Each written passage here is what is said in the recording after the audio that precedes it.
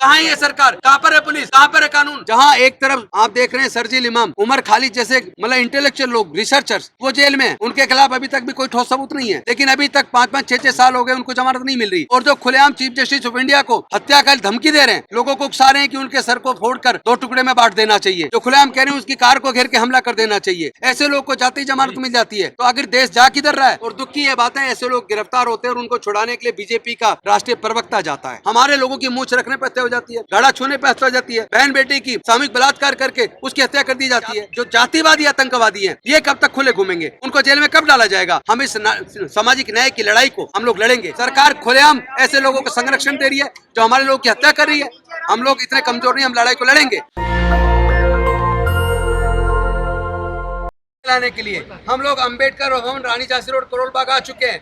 देखिए पूरे अलग अलग दिल्ली के कोने कोने से लोग आ रहे हैं, परिवार के साथ आ रहे हैं, लोग खुद भी आ रहे हैं, अपनी पत्नी के साथ भी आ रहे हैं। मैं भी पहुंच चुका हूँ, मेरी पत्नी और बच्चे भी रास्ते में, वो भी पहुंचने वाले हैं।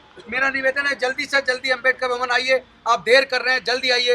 ये सामाजिक न्याय की लड़ाई है, ये हमारी बहन बेटियों की इज्जत की लड़ाई है। ये हमारे लोग चाहे राष्ट्रपति बन जाए, चाहे प्रधानमंत्री की कुर्सी के नजदीक पहुंच जाए, चाहे वो राष्ट्रपति बनने के साथ साथ चाहे मुख्यमंत्री बन जाए, चाहे सर्वोच्च न्यायालय के मुख्य न्यायाधीश बन जाए, IAS बन जाए, IPS बन जाए, जो मर्जी बन जाए, लेकिन इनकी नज़र में हमारी कोई इज्जत नहीं है। ये हमारे लोगों को आत्महत्या के लिए मजबूर करते हैं, हमारे लोगों का उत्पीड़न करते हैं, हमारी बहन बेटियों की इज्जत लूटते हैं। आज समय है अपने समाज के स्वाभिमान को बचाने का, क्योंकि जिन लोगों ने गवई साहब के ऊपर जूता फेंका वो खुले घूम रहे हैं। और उसके बाद बहुत सारे लोग मीडिया के सामने आकर बोल रहे हैं कि गवई साहब को जब वो कोर्ट के अंदर हो तो बहुत सारे हिंदुओं को मिलकर उनके सर को दीवार में ऐसे मारना चाहिए कि उसके 2 टुकड़े हो जाएं। और ये कहता है उनकी कार को 4 तरफ से घेर के मारना चाहिए। और ऐसे लोगों को गिरफ्तार करने के बाद तुरंत जमानत दे दी जाती है। ये शर्म की बात है। कहाँ है ये सरकार? कहाँ पर है पुलिस? कहाँ पर है कानून? मतलब एक आदमी 5-5, 6-6 साल जेल में, और एक आदमी जो चीफ जस्टिस ऑफ इंडिया की हत्या करने की खुलेआम धमकी दे रहा, आह्वान कर रहा है पब्लिक से, उसकी जमानत हो गई। साथियों, ये लड़ाई हमारे समाज के सम्मान और स्वाभिमान की है। खुलेआम उनमें से एक व्यक्ति कहता है, जो इन्फ्लुएंसर है, सोशल इन्फ्लुएंसर है, वो कहता है कि कोर्ट के अंदर इतने हिंदू हैं, उनको BR गवई साहब के सर को दीवार में इतनी तेजी से मारना चाहिए कि उनके सर के 2 टुकड़े हो जाएं। उसी के साथ एक व्यक्ति उसके साथ बैठा है, वो कहता है कि उनकी कार को चारों तरफ से घेर के उनको मार देना चाहिए। और दुख की ये बात है, ऐसे लोग गिरफ्तार होते हैं और उनको छुड़ाने के लिए बीजेपी का राष्ट्रीय प्रवक्ता जाता है और उन व्यक्तियों की जमानत हो जाती है। जहाँ एक तरफ आप देख रहे हैं सरजील इमाम, उमर खालिद जैसे मतलब इंटेलेक्चुअल लोग, रिसर्चर्स, वो जेल में, उनके खिलाफ अभी तक भी कोई ठोस सबूत नहीं है। लेकिन अभी तक 5-5, 6-6 साल हो गए, उनको जमानत नहीं मिल रही।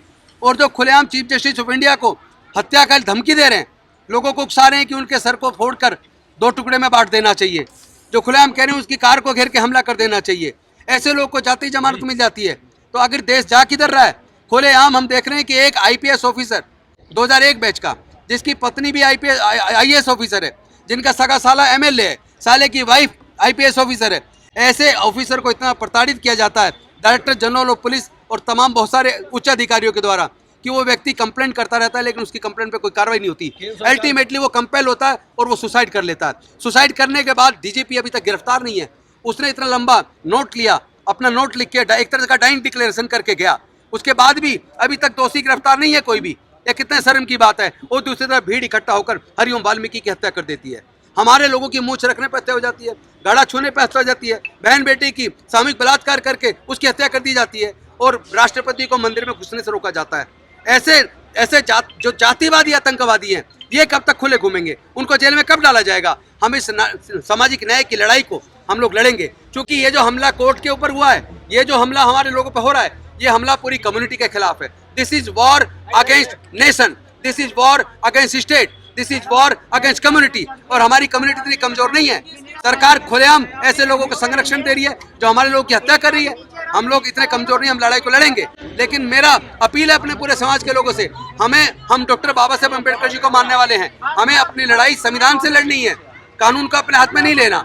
कोई सार्वजनिक संपत्ति को बिना नुकसान पहुंचाए, बिना किसी को परेशानी में डाले, बहुत शांतिपूर्वक तरीके से हम लोग इकट्ठे होकर पूरे देश के अंदर अपने समाज के हक अधिकार की लड़ाई को लड़ रहे हैं। और CGI गवई साहब के ऊपर हमला करने वाले को तुरंत जेल भेजा जाए। अगर वो नहीं भेजते हैं, और साथ में PY कुमार, अगर YP कुमार के हत्यारों को अगर जेल नहीं भेजा, जिसकी वजह से उन्होंने सुसाइड किया, तो पूरे देश का बहुत बड़ा आंदोलन हम लोग करेंगे। नेशनल दस्तक की आपसे गुजारिश है कि अगर इसको बचाना चाहते हैं तो नेशनल दस्तक को सब्सक्राइब करने के लिए रेड कलर के सब्सक्राइब बटन को दबाएं, फिर बेल आइकन की घंटी दबाएं। नेशनल दस्तक को बचाने के लिए बहुत जरूरी है कि हर खबर को शेयर करें, लाइक करें, कमेंट जरूर करें।